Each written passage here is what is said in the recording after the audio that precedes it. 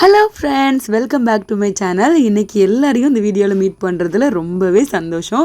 நீங்கள் எல்லோரும் எப்படி இருக்கீங்க? நான் ரொம்பவே நல்லா இருக்கேன். நீங்களும் நல்லா இருக்கீங்கன்னு நினைக்கிறேன். இந்த வீடியோ உங்களுக்கு ரொம்பவே இன்ட்ரெஸ்டிங்காக இருக்கும்னு நினைக்கிறேன். இந்த வீடியோவில் நான் குட்டியாக என்னோடய ஹோம் டூர் கூட காட்டியிருக்கேன். நீங்கள் கண்டிப்பாக மிஸ் பண்ணாமல் பாருங்கள்.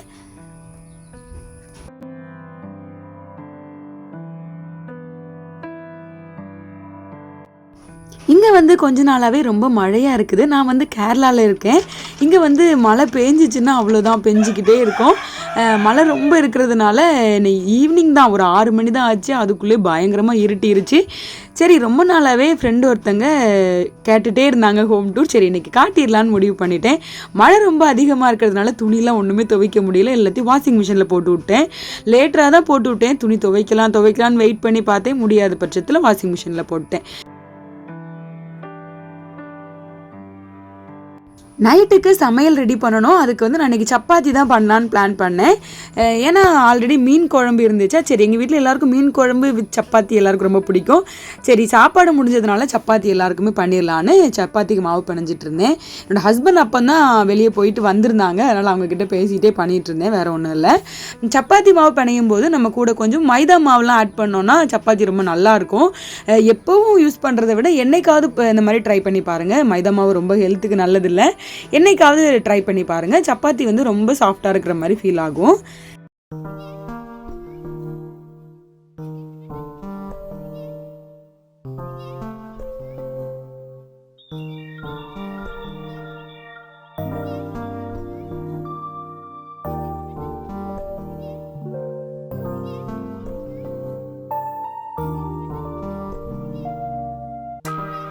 மாவு பிணைஞ்சு முடிச்சுட்டு வழக்கமாக எங்கள் வீட்டில் நைட்டு வந்து ஃபேமிலி ப்ரேயர் பண்ணுவோம்.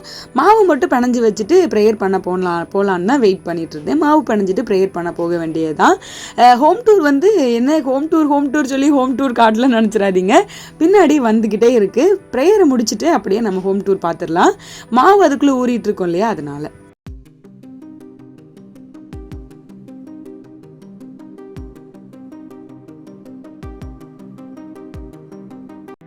பாப்பாவோட போராடி ப்ரேயரை முடிக்கிறது ஒரு பெரிய விஷயம் தான். அதை ஒரு வழியை சூப்பராக முடிச்சாச்சு. இதுக்கப்புறமா நம்ம ஹோம் டூர் தான் பார்க்க போகிறோம்.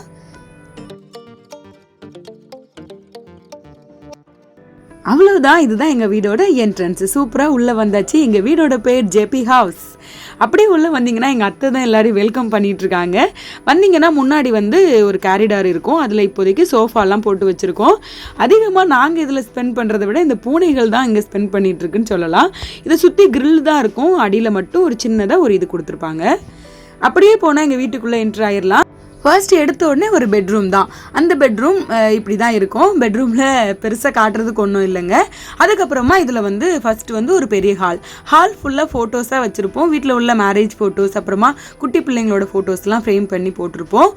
ஒரு டிவி இருக்கும், ஒரு கட்டில் இருக்கும், ஒரு குட்டி சோஃபா, அதுக்கப்புறமா ஒரு டைனிங் டேபிள், அவ்வளோதான்.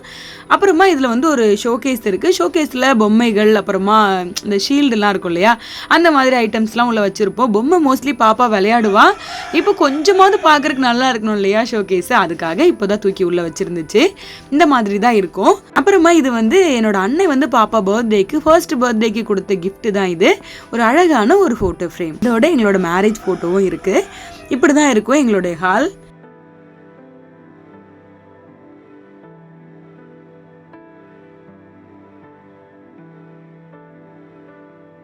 அதுக்கப்புறமா இது நான் பண்ண வால் ஹேங்கர். இதில் வந்து இந்த மாதிரி குட்டி குட்டி ஃப்ளவர் வாஷ்லாம் வைக்கலாம்.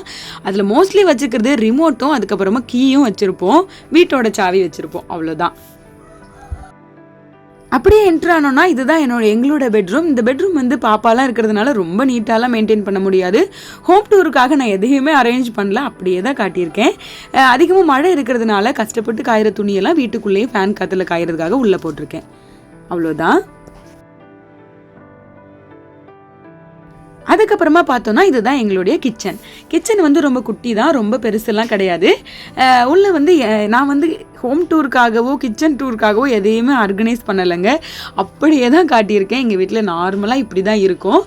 உள்ளே வந்து நான் வந்து குட்டியாக ஒரு இந்த மாதிரி பூந்தொட்டிலாம் போட்டிருந்தேன். பூந்தொட்டி கிடையாது, வீட்டிலேருந்து ஒரு பாத்திரம் வேஸ்ட் ஆனதில் இந்த மாதிரி செடி வச்சு விட்டுருந்தேன். மணி பிளான்ட் எனக்கு ரொம்பவே பிடிக்கும், அதனால அங்கங்கே குட்டி குட்டியாக வச்சு விட்டுருக்கேன், அவ்வளோதான்.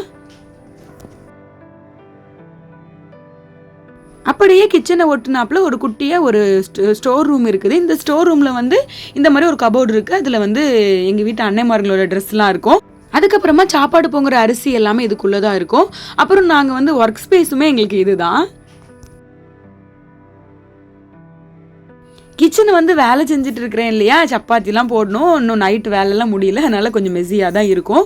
அப்படியே வெளியே வந்தோன்னா அவ்வளோதான் முடிஞ்சுது. அந்த கதவை திறந்தோன்னா வெளியே வந்துடலாம். இதில் வந்து ஒரு வாஷிங் மிஷின் இருக்கும், ஒரு ஃப்ரிட்ஜ் இருக்கும். இதுதான் எங்கள் வீட்டு ஃப்ரிட்ஜ். அப்படியே போனோன்னா அடுத்த கேட்டை திறந்தோன்னா வெளியே போயிடலாம். அட்டாச்டு பாத்ரூமும் வீட்டுக்குள்ளேயே ஒன்று இருக்குது. இதுதான் எங்கள் வீட்டு பாத்ரூம். இதோடு முடிஞ்சுது வீடு. இவ்வளோ தான். அந்த எங்கள் வீட்டு அடுப்பு இருக்கு இல்லையா, அடுப்புக்கு பின்னாடி நான் இந்த மாதிரி மாவு அரைச்சது வச்சுருப்பேன்.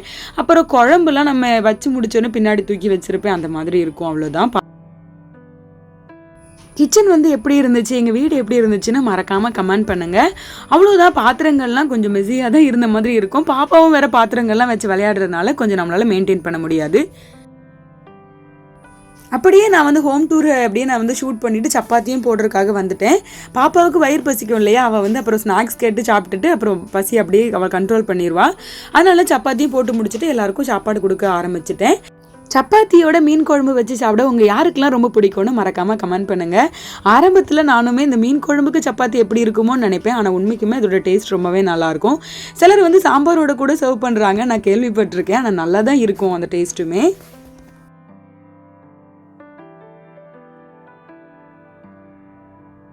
பாப்பாவுக்கு சில நேரங்களில் நான் கெச்சப் வச்சு கொடுப்பேன். சம்டைம்ஸ் வந்து அவளே அதை கேட்க மாட்டா. அப்புறம் நம்மளே அதை கெடுக்கக்கூடாதுங்கிறதுக்காக எப்போவாவது கொடுப்பேன், எப்பவும் கொடுக்க மாட்டேன். மற்றபடி அவளுக்கு கொஞ்சமாக அதில் குழம்பு ஏதாவது வச்சு கொடுத்தோன்னா அதை பார்த்துட்டே சாப்பிடுவளத்தோட தொட்டுலாம் சாப்பிட மாட்டா. எல்லாருக்கும் குழம்பு ஊற்றுறோம் இல்லையா, அதனால அவளும் கேட்பா. அப்போ தான் வீடை க்ளீன் பண்ணேன். அதுக்குள்ளே எல்லாத்தையுமே கொட்டி போட்டுட்டேன். அப்புறம் அதையுமே எடுத்து கட்டில் கடியில் வச்சுட்டேன். என்னென்னு தான் நம்ம கட்டில் கடியில் வச்சாலும் அவள் எடுத்து விளையாட தான் செய்வாள். இந்த மாதிரி அவள் சாப்பிட்டு முடிச்சா. நானுமே சைட் பை சைட் சாப்பிட்டு முடிச்சுட்டேன். அப்படியே நைட்டு வந்து நம்ம தூங்குறதுக்கு முன்னாடி இந்த பாத்திரங்கள்லாம் கழுவி வைக்கிறது ஒரு பெரிய டாஸ்க் தான். தூங்குறதுக்கு முன்னாடி இந்த பாத்திரத்தெல்லாம் கழுவி வச்சுட்டு படுத்துட்டோம்னாலே காலையில் சப்போஸ் நம்ம லேட்டாக எழுமுனா கூட கிச்சனில் வேலை செய்கிறதுக்கு நமக்கு கொஞ்சம் ஈஸியாக இருக்கும். அவ்வளோதான். இந்த விலாகோட எண்டுக்கு வந்துட்டோம். இந்த விலாக் உங்களுக்கு கண்டிப்பாக இன்ட்ரெஸ்டிங்காக இருந்திருக்கும் நம்புகிறேன். எங்கள் வீடு எப்படி இருந்துச்சுன்னு மறக்காமல் கமெண்ட் பண்ணுங்கள். இன்னொரு இன்ட்ரெஸ்டிங்கான வீடியோவில் கண்டிப்பாக உங்களை நெக்ஸ்ட் மீட் பண்ணுறேன். நெக்ஸ்ட் எந்த மாதிரி வீடியோ வேணும்னு மறக்காமல் கமெண்ட் பண்ணுங்கள். தேங்க்ஸ் ஃபார் வாட்சிங்.